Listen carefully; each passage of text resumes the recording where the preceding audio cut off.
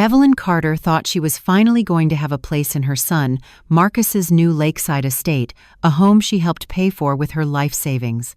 But everything changes when she discovers that Marcus and his wife Vanessa secretly planned for her to be replaced by Vanessa's father. Shocked and heartbroken, Evelyn begins to uncover years of financial exploitation that drained more than $75,000 from her. What begins as betrayal quickly turns into a powerful story of courage as she takes back control of her money, her will, and her dignity. Her decision will leave Marcus and Vanessa stunned, and the confrontation that follows will change their family forever. Stay with us until the end to see how Evelyn transforms pain into strength in this unforgettable family drama. If you find this story moving, do not forget to like the video, subscribe to the channel, and share your thoughts in the comments below. Now let us step into the beginning of Evelyn's journey. Evelyn Carter sat at her kitchen table, the dim light of the evening sun spilling across the polished wood. In her hands were the glossy brochures Marcus had shown her a few weeks earlier. The pages displayed wide lawns, grand living rooms, and shimmering views of a lake that reflected the sky like glass. Evelyn had clung to those images as if they were her own future, her own promise. She imagined herself on the porch in the morning sipping coffee while listening to the laughter of her grandchildren echoing across the yard. For once she believed she would no longer be the outsider looking in on her son's life. For once she would belong. It was a fragile dream built on words Marcus had spoken with that familiar boyish charm that always melted her defenses. "Mama, you will always have a place with us," he had said. "This house will be your home too. You will have the best room in the house, the one facing the lake."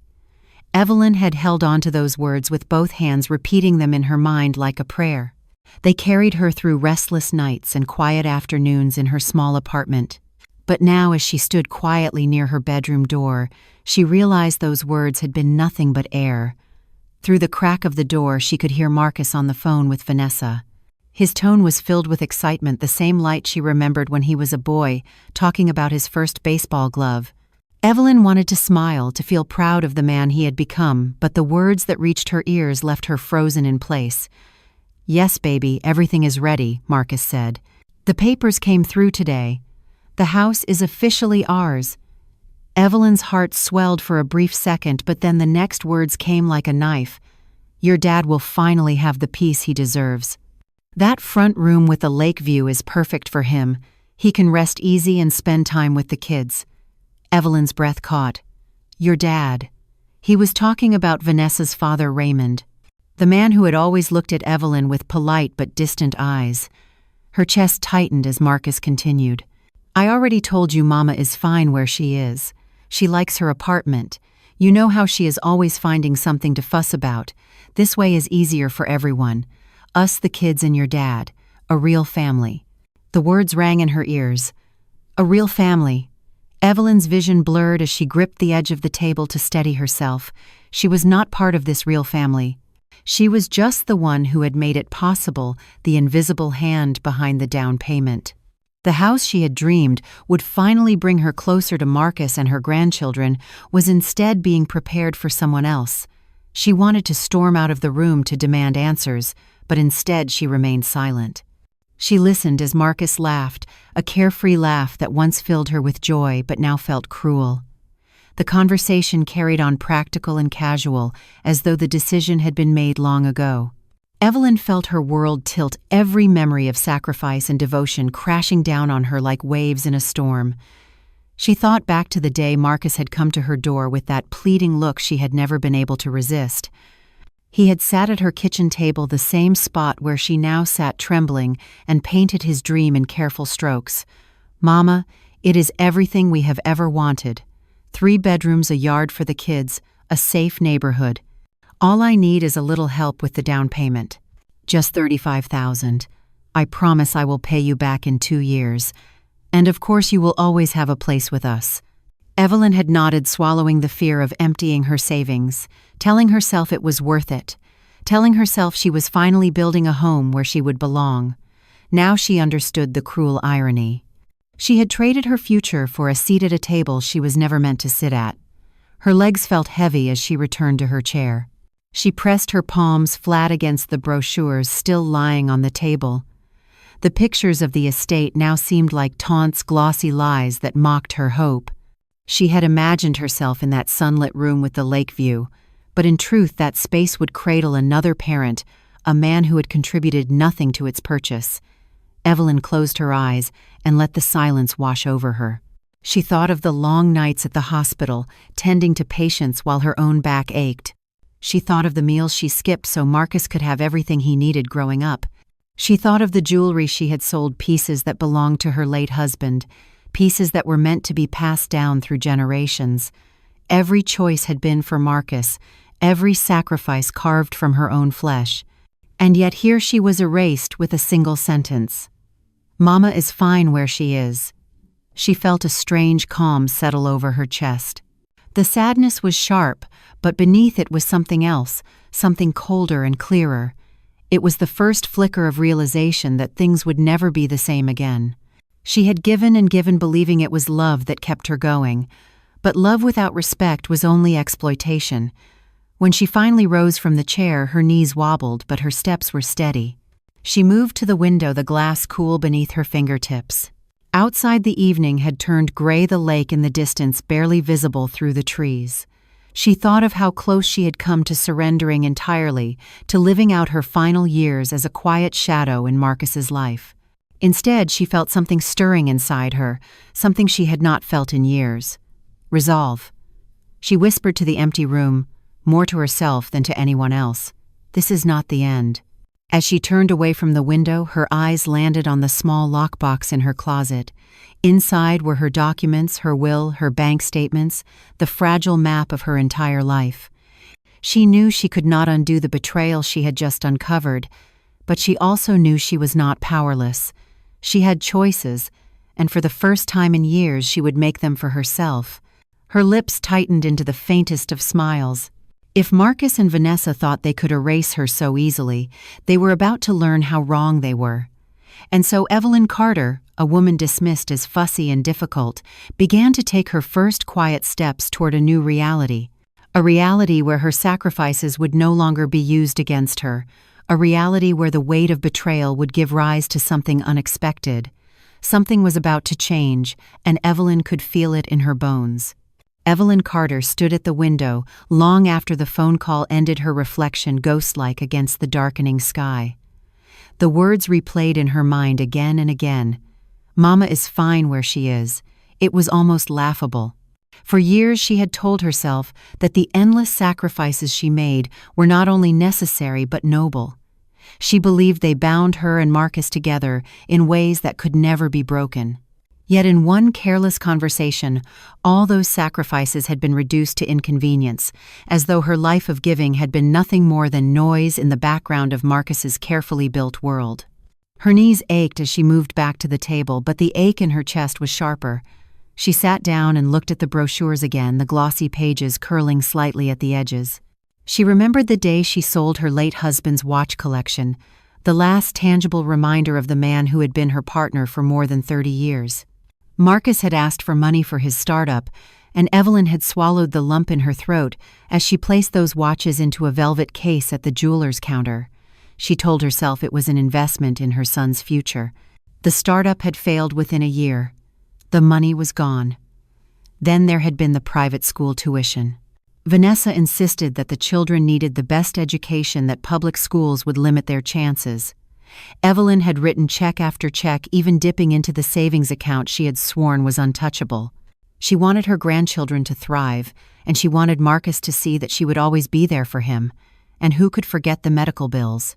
Vanessa's cosmetic surgery, masked as a health necessity, had eaten thousands more. Marcus had called it urgent, had begged with the same tone that once asked for toys or candy. Evelyn had said yes, always yes, because she wanted to be the dependable mother, the one who could be counted on no matter what. Now, when she stacked those choices side by side, they looked less like love and more like surrender. Each decision was a piece of herself she had chipped away until little was left but the empty promise that she would be included in her son's life. And now, that promise had been broken, tossed aside in favor of Vanessa's father. Her eyes drifted to the small notebook resting on the corner of the table. For years she had used it to track her grocery lists and monthly expenses. She reached for it now, her hands trembling, and opened it to a blank page. Slowly, methodically, she began to write down every dollar she could remember giving Marcus.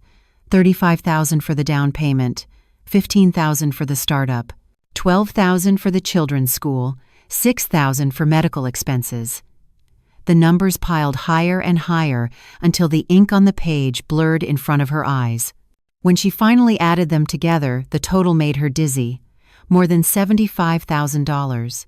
$75,000 that represented not just money but years of extra shifts, missed vacations, and worn-out shoes. Her pen slipped from her fingers. Evelyn stared at the total, her heart pounding.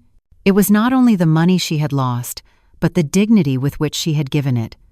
Every time she said yes, she believed it was an act of love. Now she saw it for what it was, a pattern of being used over and over again. She pushed the notebook away and leaned back in her chair. The apartment around her seemed suddenly smaller, as though the walls themselves were pressing in.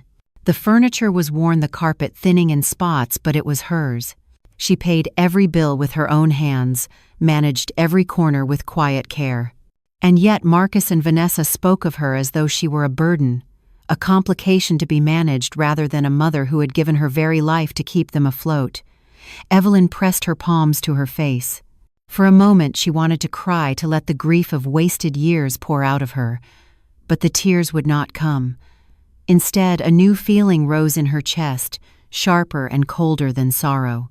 It was the recognition of truth, and truth was not something she could hide from any longer. She thought of Marcus as a boy, the way his eyes would light up when she surprised him with a birthday cake, even when the candles were the only gift she could afford. She thought of the way she worked through holidays carrying trays of medications down hospital corridors just so he could have new shoes for school. She thought of every decision that placed his needs above her own, believing that in the end he would honor that sacrifice. But tonight, for the first time, Evelyn admitted what she had never dared to before. Marcus did not see those sacrifices as love. He saw them as entitlement, as obligations she owed him for the simple fact that he was her son. And Vanessa, with her sharp eyes and sharper words, had only encouraged that view. Together they had built a world where Evelyn was invisible unless she was handing over money. The weight of that realization was almost crushing. She pressed her hands to the table to steady herself, her breath shallow. She had spent her life giving, but in all that giving she had slowly erased herself. And now, standing on the edge of her final years, she faced the reality that her son had written her out of his new life entirely. For a moment she wondered if it was too late. Too late to change, too late to stand up, too late to demand respect. But then she thought of the lockbox in her closet, the documents that held her name, her choices, her legacy. Maybe it was not too late after all. Maybe there was still time to shift the story, to take back the pen, and write a new ending for herself. Her gaze fell once more on the brochures, their glossy surfaces catching the fading light. She pushed them aside, no longer willing to let those pictures define her future. The estate by the lake would be theirs, but it would not hold her. Her life was not over yet, and she would not be erased so easily. As night settled outside the window, Evelyn closed her notebook and set it gently on the counter. The total still burned in her mind, a reminder of all that had been taken from her. But beneath the anger and sorrow, something else stirred. Resolve. She would no longer measure her worth by what she gave away. And as she turned out the kitchen light and headed toward her bedroom, one thought guided her steps. The weight of sacrifice had broken her, but it would also be the stone on which she built her strength. Tomorrow, she promised herself, she would begin to act. The morning light spilled through Evelyn Carter's thin curtains, casting pale lines across her bedroom floor. She woke early, not because she had to, but because her thoughts had kept her restless through the night. The words from Marcus's call haunted her like echoes in an empty hallway. Mama is fine where she is, a real family. She could not silence them, no matter how many times she told herself to stop listening. By 5 o'clock, she was already seated at her kitchen table, her old notebook open in front of her. The page she had filled with rough numbers the night before stared back at her, accusing her of what she had allowed. More than $75,000 gone, handed over piece by piece like breadcrumbs scattered for someone who never looked back. But this morning Evelyn's hand was steady as she picked up her pen. She was no longer scribbling vague memories, she was recording evidence. For the first time she wanted to see the truth in black and white, with no excuses and no soft edges. She began to flip through old envelopes she had kept in a drawer, faded receipts notes she had written to remind herself of withdrawals, even copies of checks. Each one was a puzzle piece, and when she laid them side by side, the picture grew sharper. $5,000 for Marcus's failed landscaping business, $700 for Vanessa's dental emergency, $2,000 for the used car that barely lasted a year, $800 for a transmission repair, $10,000 for the children's school uniforms and tuition, $3,000 to cover credit card debt. Even smaller sums appeared forgotten favors that added up to painful totals. $200 for groceries when Marcus was between jobs, $400 for a utility bill. Line after line filled the page, the ink pressing deeper with each entry as though her hand itself carried the weight of betrayal. When she was finished, she added the final figure. $75,460. Evelyn sat back and stared at the number. Her chest rose and fell with shallow breaths, the realization burning through her. This was not the story of generosity she had always told herself. It was a ledger of exploitation, a record of how she had been drained until almost nothing was left. She thought of the years she had lived as if money was a fragile flame she had to protect. She remembered the second-hand clothes she wore to work, the packed lunches she carried in faded containers, the vacations she never took. Each choice was supposed to secure a safer future not just for Marcus, but for herself. Now she saw the cruel truth. She had built security only to hand it away. Her stomach tightened. She imagined Marcus and Vanessa laughing over dinner, never once wondering how many double shifts Evelyn had worked to give them what they wanted. She imagined them strolling through the halls of their new estate, Vanessa's father settling into the room with the lake view, while Evelyn sat in her small apartment, the woman who had made it all possible but was not even invited. Inside. For a moment her hand trembled, but then she set her jaw. Enough. She had lived too long in silence, convincing herself that her sacrifices were love when they were only expected. She had to see clearly now. If she was nothing more than a burden in their eyes, then she owed them nothing more. Evelyn closed the notebook and stood, her knees stiff but her steps purposeful. She moved to her bedroom closet, reached for the small lockbox, tucked behind an old pair of shoes, and carried it back to the table. The metal clinked as she set it down. With deliberate hands, she pulled out her documents. There was her will drawn up 3 years earlier, with Marcus listed as the sole beneficiary of everything she owned: her apartment, her savings, her insurance, even the jewelry her grandmother had passed down. There were her bank statements, a testament to years of careful saving and cautious living, and tucked among them was a photo of Marcus as a boy smiling with cake frosting smeared across his cheek. Evelyn touched the photo lightly, her throat tightening. She had loved him with everything she had, and still she loved him, but love could not blind her any longer. She returned the photo to the box and stared at the will. All of it was meant for Marcus. Every penny, every keepsake. And for what? For him to build a life where she did not exist. The phone rang suddenly, breaking the silence. Evelyn reached for it without thinking, her heart already heavy with expectation. It was Marcus. "Mama, how are you this morning?" His voice was cheerful, too cheerful, as though nothing had happened the night before. Evelyn steadied her tone. "I am fine, son. What do you need?" There was a pause.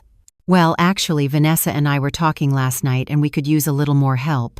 With the move, there are expenses we did not plan for. Movers' furniture, paint for the kids' rooms. Could you spare $5,000? Evelyn's grip on the phone tightened. 5,000 more. As if the 75,000 already given was a detail too small to matter. As if she existed only to patch the holes in his life whenever he asked. "How much do you need exactly?" she asked, though she already knew the answer. "Just 5,000, Mama," Marcus repeated.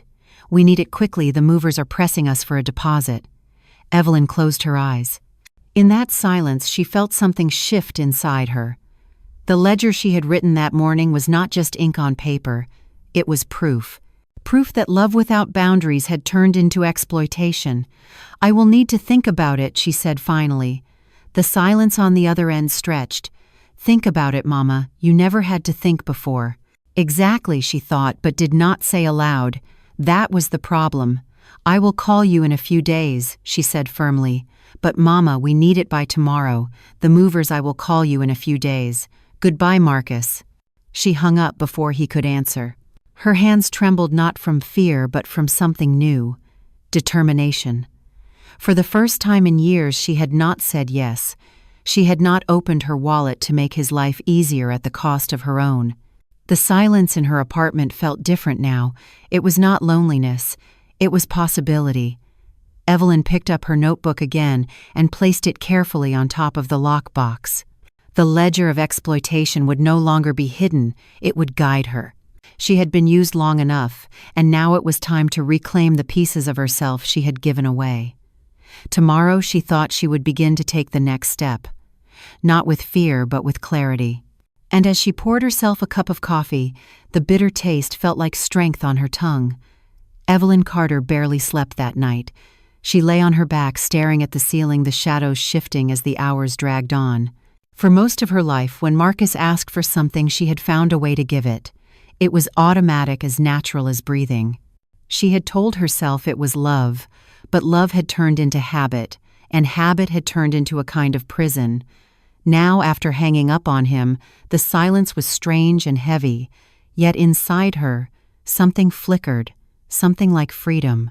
When the alarm clock clicked to 5 a.m, Evelyn rose without hesitation. She wrapped her robe around her shoulders and padded into the kitchen. The old coffee maker gurgled as it came to life, and she sat at the table with her steaming mug staring at the notebook she had filled the day before. The total glared back at her, $75,460. Each digit was a scar, each line a reminder of how she had allowed herself to be drained. But today, instead of shame, she felt clarity. She whispered the words aloud. Enough is enough. It felt strange to say them, like trying on a new garment. She repeated them again, louder this time, and the sound filled the tiny kitchen. Enough is enough. The words steadied her hands and lifted her chin. She was 71 years old, and for the first time she realized she still had choices. By 7 o'clock the phone rang again. The sound was sharp, demanding. Evelyn stared at it for a long moment before answering. Mama, Marcus said quickly, "What happened yesterday? We got cut off." "We did not get cut off," she replied calmly. "I told you I would call in a few days." A pause. Then his voice rose. "But Mama, we need the money now. The movers are waiting. Vanessa is stressed, and the kids are counting on this move. Please." Evelyn held the receiver tightly. In the past, his tone of desperation would have broken her. She would have rushed to comfort him to solve the problem. But now she heard something different. His words were not love. They were pressure, and she would no longer bow to it.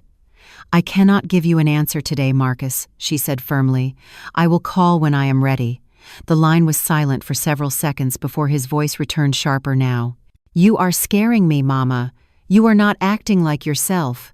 No, she thought, I am finally acting like myself. "Everything is fine, son," she said softly, "but I need time. Goodbye."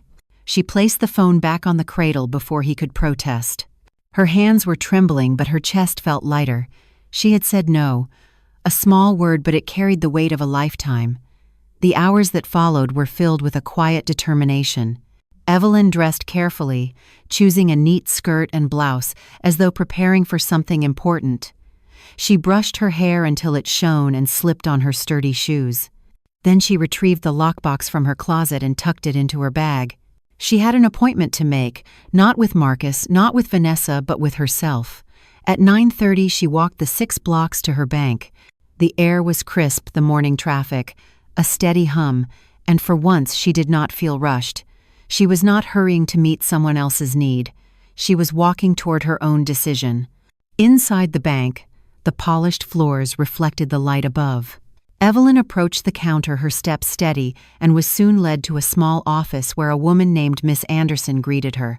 She was professional, kind, and patient, the sort of person who had seen many weary faces in that chair. "How can I help you today?" Miss Carter. Evelyn placed the lockbox on the desk and folded her hands. "I want to make changes to my account. My son is listed as an authorized beneficiary." I want that removed. I also want to cancel the additional debit card in his name. Miss Anderson nodded slowly. I understand. May I ask the reason for the changes? Evelyn's lips curved into something between a smile and a grimace. Because I have realized that every dollar I have given has been financing my own exclusion. I will not do it anymore. Very well, Miss Anderson said gently. We will process that immediately. Would you like to discuss options for moving your funds into a safer account? Yes, Evelyn said. I want to open something separate, something only I can access. As the forms were completed, Evelyn felt a strange energy coursing through her. For years, she had signed documents that tied her money to Marcus's life, as if her role was simply to fund his dreams.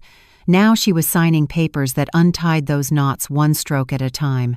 When she left the bank an hour later, the autumn sun was brighter, almost too bright. She clutched her bag close and smiled faintly to herself. She had acted, not for Marcus, not for Vanessa, but for Evelyn Carter.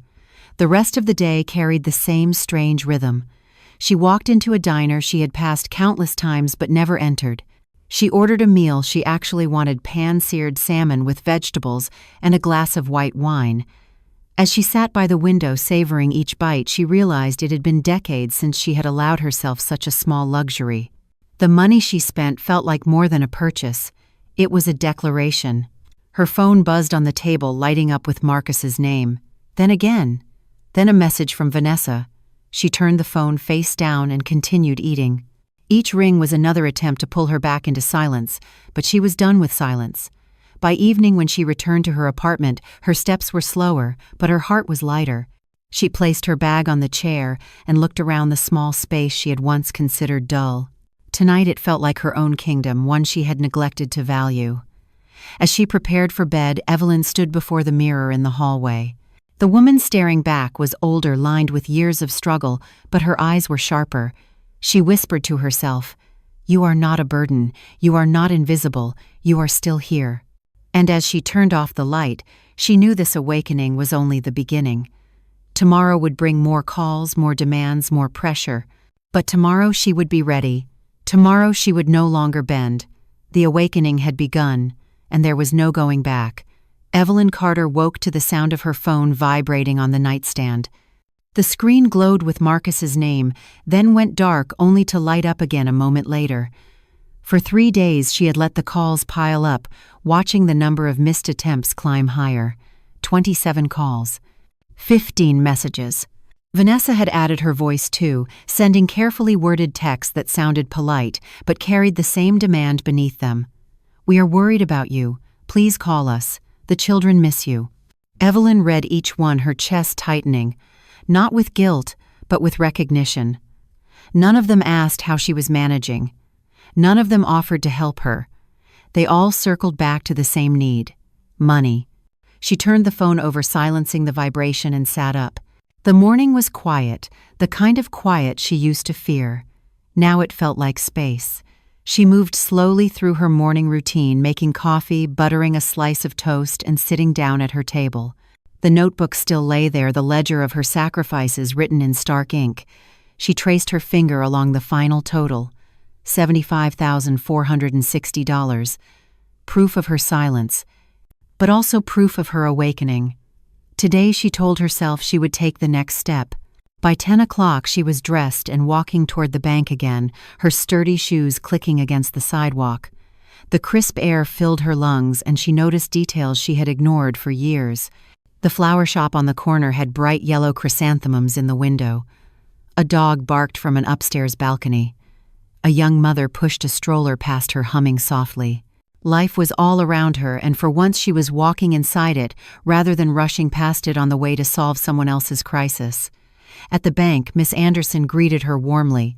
"Good morning, Miss Carter." "How are you today?" Better, Evelyn replied, surprising herself with the truth in her voice. "I need to make more changes." "Of course. What would you like to do?" "I want to open a new savings account separate from everything else. I also want to transfer $10,000 into it.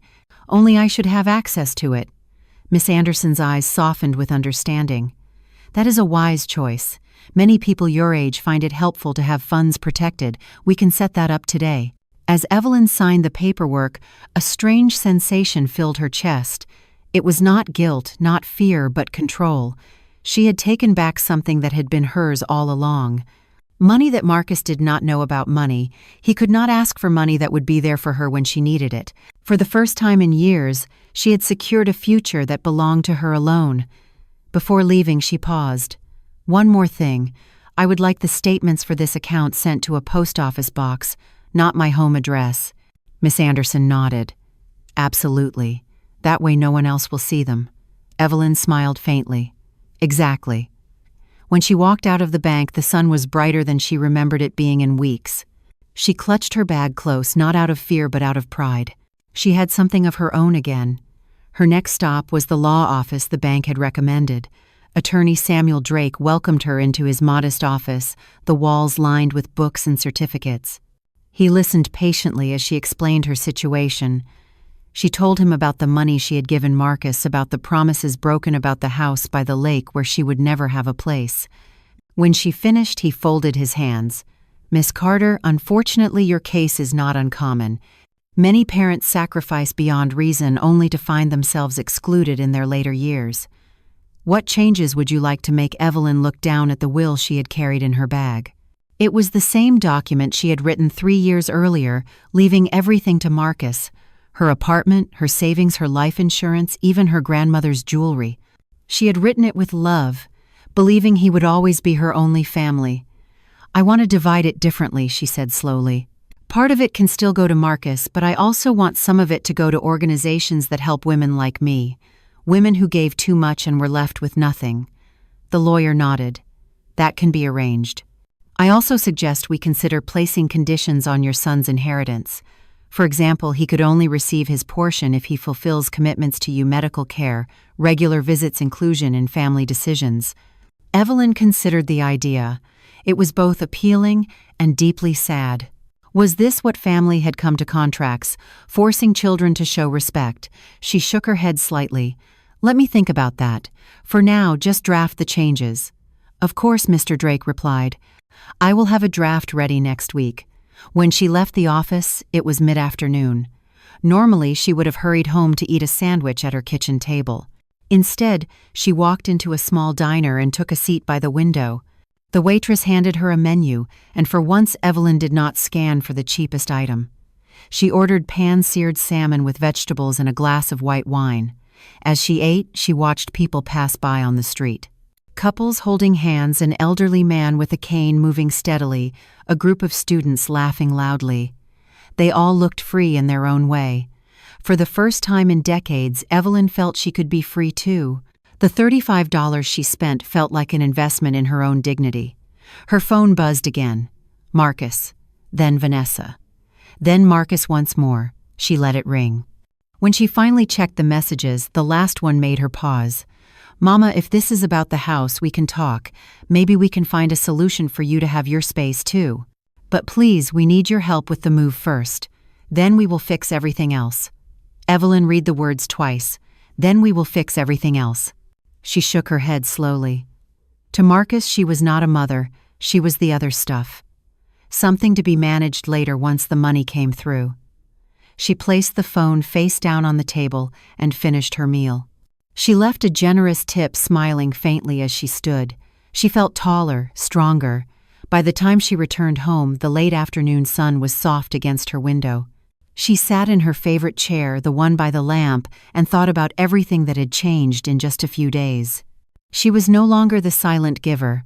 She had hidden money of her own, a new will in progress, and a steady voice she had not heard in years. Her awakening was no longer just a flicker, it was a flame, steady and unshaken. And soon she knew Marcus and Vanessa would see that flame for themselves. Evelyn Carter had not realized how heavy silence could feel until she chose it for herself. For years, silence had meant being invisible. It meant sitting at the edge of Marcus's family dinners, her voice drowned out by Vanessa's plans and the chatter of the children. It meant watching her son ask for money with that practiced tone of urgency while she swallowed her protests and handed over what she had. But now the silence of her apartment felt different. It was no longer an absence. It was space. The phone continued to buzz every hour. Marcus tried first with pleading, then with guilt, then with anger. Vanessa followed her texts, written like carefully folded notes that masked sharp edges. "We are worried about you. Marcus cannot sleep. The children do not understand why you are upset." But Evelyn read each message with a steady eye. They were not asking about her health, her needs, or her dreams. They were asking for access to her again, and she was done giving it. On the third day, Evelyn stood at her mirror and studied herself with new eyes. The woman staring back was lined and weary, yes, but her shoulders were straighter. There was color in her cheeks that had not been there a week ago. She brushed her hair, pinned it neatly, and applied a touch of lipstick. Not for Marcus, not for Vanessa, not for anyone else. For herself. She decided she would not spend the day waiting for the phone to ring. She put on her favorite blouse, one she had almost given to a charity bin last year, and stepped outside into the crisp air. The city looked brighter than she remembered. Perhaps it was the autumn sun, or perhaps it was the way she walked, now seeing the streets as hers to claim. She stopped at the small salon 2 blocks away, the one she had passed countless times without entering. The glass door jingled as she stepped inside. "Can I help you, ma'am?" the stylist asked warmly. "Yes," Evelyn said, her voice surprising her with its firmness. "I want a haircut, and not just a trim. Something fresh." The stylist smiled, guiding her to a chair. As the scissors snipped away, Evelyn felt years fall with every strand of gray hair that landed on the floor. When the stylist turned her to the mirror, Evelyn almost did not recognize herself. Her face looked lighter, her eyes brighter. "That is perfect," she whispered. When she left the salon, she stopped at a boutique nearby. For decades, she had chosen clothes by price tags, not by joy. But today, she let her hand linger on a deep blue coat, tailored and warm, the kind of coat that made her stand taller the moment she slipped it on. She hesitated at the cost, then lifted her chin. She had spent $75,000 on everyone else. She could spend a fraction of that on herself.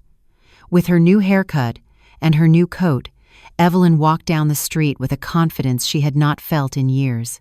People glanced at her as she passed, and she realized she had not been noticed in a very long time. She smiled to herself.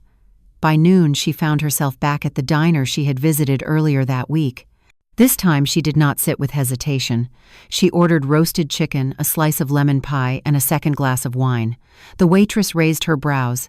"Celebrating something, yes," Evelyn said simply. "Myself." As she ate, she let herself imagine a future where she was not chained to Marcus's demands. She pictured joining a reading group at the library, perhaps even traveling to see the places she had always dreamed of but never allowed herself. Paris, Florence, maybe even the beaches of California. She had always told herself she was too old, too tired, too needed at home, but now she wondered if those excuses had been chains she placed on herself, forged by years of giving without pause. Her phone buzzed again. This time it was a voicemail from her grandson, his small voice uncertain. "Grandma, Dad says you are sick. Are you okay?" Evelyn's heart tightened, but then her jaw hardened. Marcus was using the children, now turning their voices into tools. That was not love. That was desperation. She finished her pie, slowly savoring every bite. When she left the diner, she slipped a tip beneath her plate larger than she normally would. Not out of guilt, but because generosity felt sweeter when it came by choice rather than pressure. The afternoon stretched before her, and for once she did not hurry home. She wandered through a park she had not visited in years, sitting on a bench beneath a tall oak tree. Children played nearby, their laughter ringing across the grass. Evelyn opened a book she had carried in her bag and read a few pages, then looked up at the sky.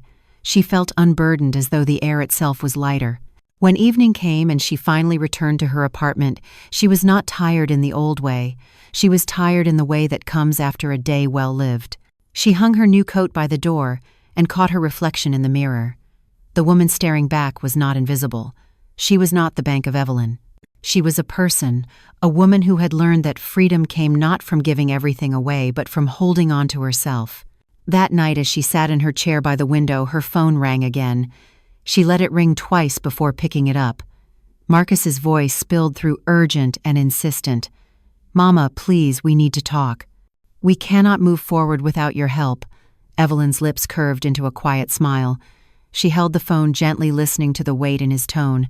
For years she had answered immediately, solving every crisis, carrying every burden. But tonight she said only 4 words before hanging up. "I am not available." The silence that followed was not empty. It was powerful. As Evelyn turned off the lamp and prepared for bed, she thought of the days ahead. She had tasted freedom, and she wanted more. Tomorrow, she would rise with purpose, not to serve, but to live. Her story was no longer one of quiet sacrifice. It was becoming a story of strength. And deep inside, she knew Marcus and Vanessa would soon be forced to confront the new woman she was becoming. The knock came at exactly 4 o'clock in the afternoon. It was not gentle, not tentative. It was the firm, insistent pounding of someone who believed the door would be opened quickly, as it always had been. Evelyn Carter looked up from her chair by the window, her heart steady. She had been expecting this. Marcus had sent another message that morning. "Mama, if you will not answer the phone, we are coming to you." Evelyn smoothed her skirt, stood and walked slowly to the door. Before she opened it, she paused and whispered to herself, "This is my home. This is my life. This is my choice." Then she turned the knob. Marcus stood there, his eyes wide, and his expression a mixture of worry and frustration. Behind him was Vanessa, her lips pressed into a thin line, her eyes scanning Evelyn as though she were assessing damage. "Mama," Marcus said quickly, "thank God you are okay. You scared us. We thought something had happened." Evelyn did not step aside to invite them in. She leaned against the doorframe, her gaze steady. "I am fine," she said evenly. "I have been thinking." Vanessa's voice slipped in soft and carefully measured. "Evelyn, we were worried sick. Marcus could not sleep. The children were crying. Why would you shut us out like this?" Evelyn's eyes narrowed. "Shut you out," she let the words linger. "You have been shutting me out for years. I simply stopped making it easy for you." Marcus blinked, caught off guard. "Mama, that is not fair. We are family." "Yes, family," Evelyn said. "I heard you on the phone, Marcus. I heard you tell Vanessa that I was fine where I was, that her father would have the best room in the house, that a real family would live there." Her voice sharpened. "I sacrificed my savings for that house and you erased me from it with a single sentence." Marcus's face paled. He looked at Vanessa, whose lips tightened further. "Mama, you do not understand. We just wanted peace. You know how things can get tense." "Tense," Evelyn repeated, her voice cold. "I raised you alone after your father left.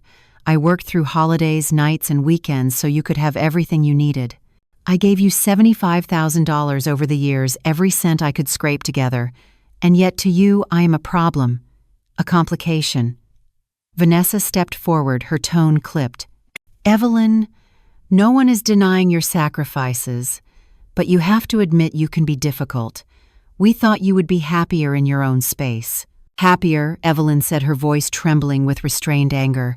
"Happier alone in this apartment, while I watch another parent take the place you promised me." Marcus reached for her hand, but she pulled back. "Mama, please. We made mistakes, but we can fix this. You can move in with us. We will make it work." Evelyn's laugh was short, sharp, and without humor. "You do not want me because you love me. You want me because you are afraid. Afraid I will close the door to my money, to the inheritance you think is waiting for you." Marcus's eyes filled with tears. "That is not true." "It is," Evelyn said firmly.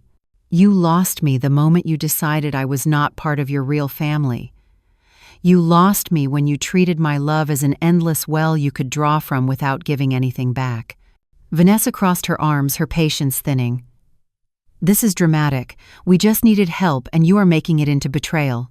Evelyn turned her gaze on Vanessa, her eyes sharp. "Help is occasional, Vanessa. Help is mutual. What you demanded was not help, it was ownership. You both treated me like a bank account with legs, and now that account is closed." Silence filled the hallway. Marcus shifted, his voice breaking. "Mama, please, do not say that. I cannot lose you." Evelyn's hands shook, but her voice remained steady. "You already did, Marcus. The bank of Evelyn is closed. Not another dollar, not another sacrifice." The words hung in the air, heavier than any she had spoken in her life. Marcus's shoulders slumped, as if the weight of years had finally landed on him. His boyish, pleading look was gone, replaced by genuine shock. Vanessa tugged at his arm, her frustration clear. "We should go," she hissed. But Marcus lingered. His eyes searched Evelyn's face, desperate for the old softness, the mother who always gave in. But she stood tall, her gaze unflinching. "I need you to leave now," she said quietly but firmly. Marcus's lips parted as though to protest, but then he closed them. His shoulders sagged and he turned slowly toward the stairs. Vanessa followed her heels, clicking sharply against the floor. At the end of the hall, Marcus looked back once more, his eyes red. But Evelyn did not move. She stood in her doorway unshaken. When the door finally closed behind them, Evelyn leaned against it, her breath unsteady. Her legs trembled, her body heavy with exhaustion. But inside she felt a strength she had not known in decades. She had faced them, and she had spoken the truth. She moved to her chair by the window and sat, her hands folded in her lap. She thought of all the years she had swallowed her voice, all the times she had mistaken silence for love. Tonight she had broken that silence. Outside the sun was sinking, painting the sky in shades of orange and purple. Evelyn watched it with a calm she had not felt in years. She did not know what the future held, whether Marcus would change, whether their bond could be salvaged. But she knew one thing with certainty. She was no longer afraid. The confrontation had ended, but something new had begun. For the first time in her life, Evelyn Carter felt free. And in the quiet that followed, she wondered what tomorrow would bring. When the echo of Marcus and Vanessa's footsteps finally faded down the hallway, Evelyn Carter stayed where she was, leaning against the door. Her legs felt weak, her breath shallow, but inside her chest there was something she had never felt before. It was not the familiar ache of regret or the sting of betrayal. It was release. She crossed the room slowly and sat in her chair by the window, the evening light softening the edges of her small apartment. For years she had told herself these walls were too confining, too plain, too lonely. Yet tonight they felt like her own fortress. No one had power here but her. The confrontation had left her trembling, but it had also left her lighter. She had told Marcus the truth. She had told him no. The bank of Evelyn was closed. The words rang in her ears, steady and strong. For decades, she had been the one to open her purse at the first sign of his need. She had confused, enabling with love, silence with devotion. But now those chains had been broken. Her phone sitting on the table buzzed once more. She glanced at the screen and saw Marcus's name, his desperation shining through the glow. Evelyn reached for it, then stopped. She let it buzz until it went dark. He could plead, he could cry, he could send Vanessa to spin her careful words, but none of it mattered anymore. Her answer would not change. For 3 days, she lived in a kind of calm she had not known in years. The phone rang less with each passing day. The messages grew shorter, sharper as Marcus realized she would not respond. Finally, there was silence. Real silence. Evelyn let it fill the apartment, and for once it did not feel empty. It felt peaceful. She used the quiet to take stock of her life. She sorted through old boxes she had shoved in closets, boxes filled with memories she had been too busy to cherish. Photographs of her as a young nurse, standing in her crisp uniform, letters her late husband had written before Marcus was born. Even her mother's recipe cards, the handwriting slanted and delicate. For the first time in decades, Evelyn allowed herself to linger over these relics, not as distractions but as reminders. She had lived a life of worth long before she became Marcus's provider. The notebook lay open on the table, the ledger of exploitation staring up at her. Instead of shame, she now felt a strange sense of power. Each line was proof of what she had survived, of what she had endured, of how deeply she had loved, even when that love was taken for granted. It was not just a record of loss, it was also a record of strength. On Wednesday morning, Evelyn dressed with care and left her apartment. She walked to the bank once again, the autumn air cool on her cheeks. Miss Anderson greeted her warmly as though she could see the change in Evelyn's posture. "I want to transfer another portion of my funds into the new account," Evelyn said. "Something separate, something untouchable." "Of course," Miss Anderson replied. "And if I may suggest, you could consider a certificate of deposit. It would keep your money secure and grow at a higher rate." Evelyn nodded. "Yes, let's do that." As she signed the forms, she felt her hands steady, her heart calm. She was no longer financing her own erasure. She was building a future for herself. From the bank, she walked to Attorney Drake's office. He welcomed her back, offering a seat as she explained her decisions. "I want to go forward with the new will," she said firmly. "I want part of my inheritance to go to Marcus, but not all of it. The rest will go to organizations that help women who have been used the way I was." The lawyer nodded, his pen scratching across the paper. "And the conditions, do you wish to include them?" Evelyn hesitated, then shook her head. "No.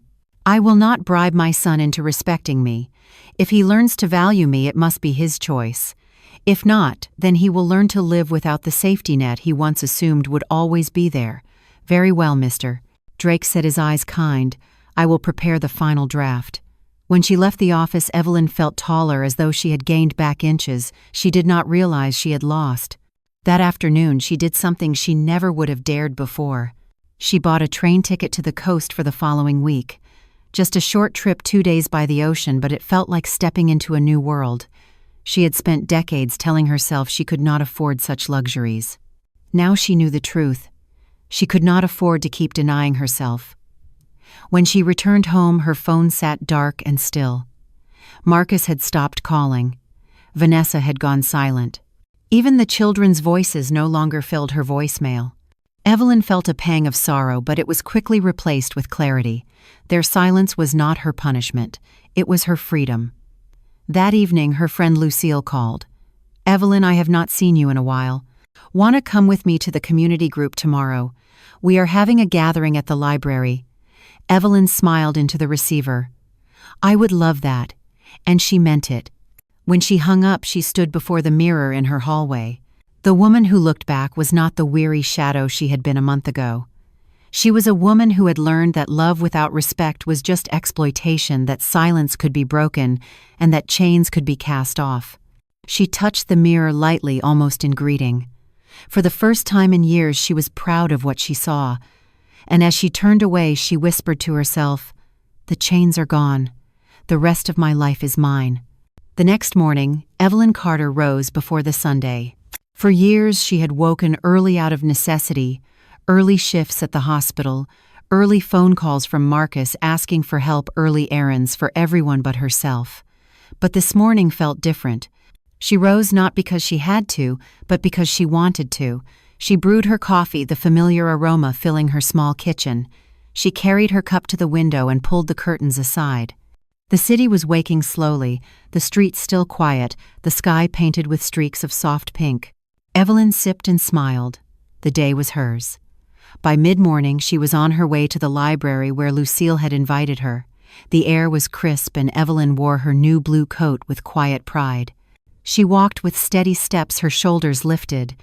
For the first time in years, she did not feel invisible. The library's community room was already buzzing when she arrived. Dozens of older women and men gathered in small groups, chatting, laughing, some flipping through pamphlets about activities.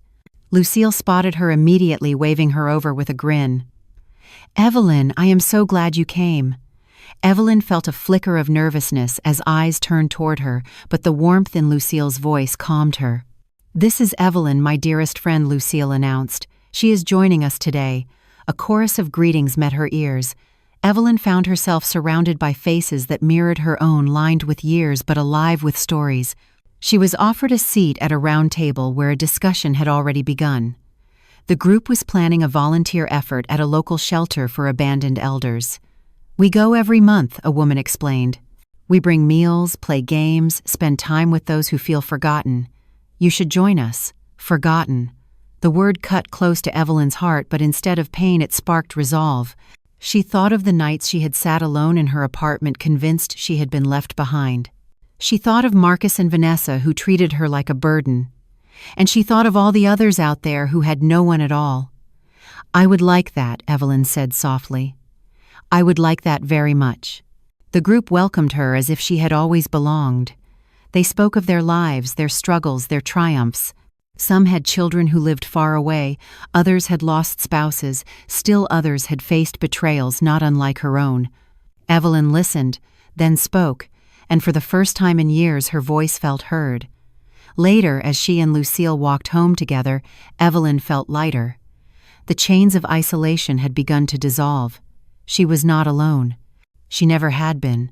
She had simply been looking in the wrong places for family. That afternoon, Evelyn sat at her kitchen table, her notebook open once more. But this time she did not write numbers. She wrote possibilities: visit the coast, join the volunteer program, take a painting class, call Lucille for walks twice a week. She wrote them in neat rows, her pen moving steadily. Each line felt like a promise to herself. Her phone buzzed on the table. Marcus again. She let it ring, then checked the message once it went silent. "Mama, I am sorry. Please talk to me. We can figure this out." Evelyn read the words slowly. Her heart twisted because love for him still lived inside her.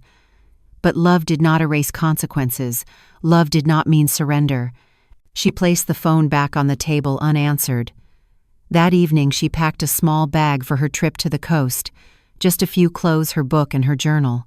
She slipped her new coat over the chair by the door, ready for the journey. The act of packing felt like shedding an old skin. She was not the woman waiting for her son's call. She was the woman answering her own. The following week, Evelyn sat on a wooden bench overlooking the ocean. The waves rolled endlessly, their rhythm both powerful and calming. She breathed deeply, the salt air filling her lungs. She had dreamed of this moment for years, but had always told herself it was impossible. Too expensive, too selfish, too late. But here she was, 71 years old, staring at the vast horizon with her own eyes. She pulled out her notebook and began to write. Not numbers, not sacrifices. Memories. She wrote about the feel of the breeze, the warmth of the sun on her shoulders, the laughter of children playing on the sand. She wrote about how freedom tasted like salt air and sounded like crashing waves. When she closed the notebook, she smiled. Her life was not over. It was only beginning again. On her second day, she wandered into a small gallery by the boardwalk. The walls were lined with paintings, oceans, flowers, portraits. A woman about her age stood at an easel, her brush moving with graceful strokes. Evelyn watched in awe. "Would you like to try?" the woman asked, holding out a second brush. Evelyn hesitated, then laughed softly. "I have never painted in my life." "It is never too late," the woman replied. Evelyn took the brush. The first strokes were awkward, uneven, but as the paint spread across the canvas, something inside her loosened. She painted the ocean, or at least her version of it, and when she stepped back, she laughed. It was imperfect, but it was hers. When she returned to her hotel that evening, she set the canvas by the window and stared at it. "A new beginning," she whispered. Back in the city a few days later, Evelyn felt transformed. She called Lucille and shared her stories, then promised to join the group at the shelter that weekend. She hung her canvas on her wall, a reminder that life could still hold surprises. Her phone remained quiet for 2 days, then lit up again with Marcus's name. Evelyn looked at it for a long time. She did not pick up, but she did not turn it off either. She was not ready to erase him, but she was ready to let him feel the distance his choices had created. That night, as she prepared for bed, Evelyn caught her reflection in the mirror once more. The woman staring back was older, yes, but alive. Her eyes carried light, not just lines. The beginning of her life had been about sacrifice. The middle had been about silence. But now this new chapter was about dignity, about joy, about freedom. And as she turned off the lamp, she smiled, whispering the words aloud to the quiet room. "This is my new beginning." The evening was quiet in Evelyn Carter's apartment. The blue coat hung neatly by the door, her small suitcase from the coastal trip tucked away in the closet. On the table sat her notebook, now filled with pages not of debts but of dreams. The soft glow of the lamp fell across her latest entry, a simple line she had written that morning. "This is my new beginning." Evelyn leaned back in her chair by the window, watching the city lights flicker in the distance. For most of her 71 years, reflection had meant regret. She had looked back on missed opportunities, on sacrifices that left her drained, on choices made out of obligation. But tonight her reflection was different. Tonight she was not measuring what had been lost. She was measuring what she had reclaimed. She thought of Marcus and her heart ached. Love for him was still there, deep and undeniable, but it no longer blinded her. For years she had confused giving with loving, silence with loyalty. She had mistaken exploitation for closeness. But love without respect was not love at all. It was a performance, and she had been playing her part for too long. She rose from her chair and walked to the hallway mirror. The woman staring back at her was not the fragile shadow she had once seen. This woman stood taller, her eyes sharper, her mouth curved with quiet determination. Evelyn reached out and touched the glass. "I know who I am now," she whispered. Her phone buzzed on the table. Marcus again. She let it ring, then checked the message when it fell silent. "Mama, I am sorry. Please, let us talk. I cannot lose you." Evelyn read the words carefully. She felt the tug in her heart, the familiar pull to forgive instantly, to open her door and hand over her trust once more. But then she thought of the notebook filled with sacrifices. She thought of the moment Marcus had said she was not part of a real family. She thought of the peace she had felt by the ocean, the joy of painting for the first time, the laughter shared at the library group. Her response would not be silence, but it would not be surrender either. She picked up her pen and wrote on a fresh page in her notebook. "Love requires respect. Without it, there is nothing." She would speak to Marcus when she was ready, but on her terms, not his. For the first time in decades, she felt no rush to smooth over the cracks. If he wanted to rebuild, he would have to do the work. Evelyn closed the notebook and set it aside. Her mind drifted to the shelter she had visited with Lucille over the weekend. The faces of the elderly residents came back to her, faces lined with years of abandonment, eyes dimmed by neglect. But when Evelyn and the others arrived with hot meals and warm conversation, those faces had brightened. She had seen recognition there, the kind that said, "You matter. You are seen." It struck her that she had spent years begging for that same recognition from her own family, when in truth she could create it for others and for herself. Helping at the shelter was not about replacing Marcus's love. It was about giving freely without being diminished. It was about being part of something that valued her presence, not just her wallet. As she sat back in her chair, Evelyn realized the greatest reflection of all was this: her worth had never been tied to what she gave away. Her worth had always been her own. She had simply forgotten it in the noise of sacrifice. The night deepened outside her window, the city alive with distant sounds. Evelyn felt no fear of the silence within her apartment. She felt no panic about what tomorrow might bring. Instead, she felt steady, anchored by the truth she had finally embraced. Her life was not ending in betrayal. It was unfolding in dignity. She whispered the words aloud, letting them settle in the quiet. "I am not invisible. I am not a burden. I am free." Her eyes closed, and a smile curved her lips. For the first time in many years, Evelyn Carter drifted to sleep, not with the weight of sacrifice, but with the peace of self-respect. Evelyn's story is a reminder that love without respect is not love at all. Sacrifice without recognition only leads to silence, and silence can become a prison. But the moment you choose to honor your own worth, the chains begin to break. It is never too late to reclaim dignity, to choose freedom, and to begin again. If Evelyn's journey touched your heart, take a moment to reflect on your own worth. Share this story with others, leave your thoughts in the comments, and do not forget to like and subscribe to the channel. Together, let us remind each other that respect is the foundation of true love, and dignity is never negotiable.